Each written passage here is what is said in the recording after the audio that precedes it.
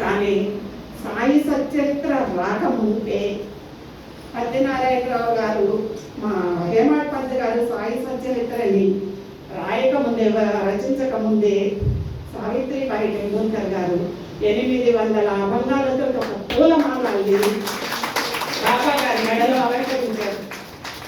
అవునా కదా? మనం వేసిన పూలమాలలు వాడిపోతాయి, మరుసటి రోజుకి తీసేస్తాం.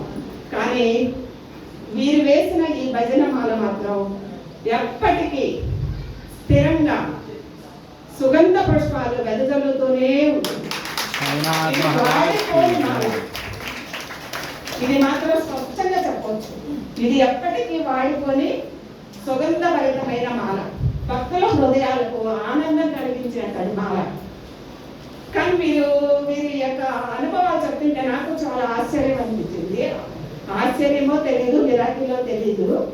ఈ పుస్తకం పట్టుకోగానే అన్ఎక్స్పెక్టెడ్గా ఒక పేజీ తెలియదు. 776 యొక్క అభంగం.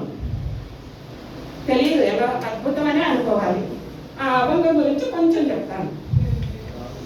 అందులో 4 పాదాలు, అభంగాలు అంటే 4 పాదాలే కదా.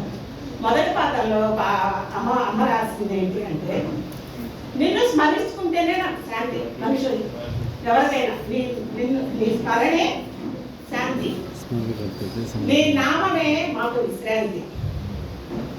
భవసాగరాన్ని తరింపజేయాలి అంటే నీ జపమే తారక మంత్రం. కాబట్టి బాబా, నీ యందు దృఢమైన భక్తిని మాకు ప్రసాదించేయాలని కోరుకుంటున్నాను.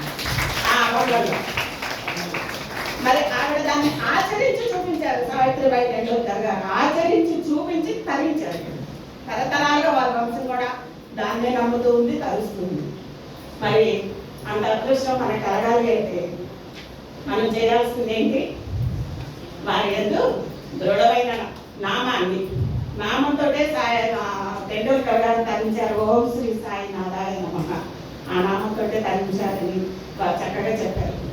మార్గం కూడా చూపించారు. అప్పుడే టెండూల్కర్ గారు మార్గం సుగమం చేశారు. నామంతో తరించవచ్చు.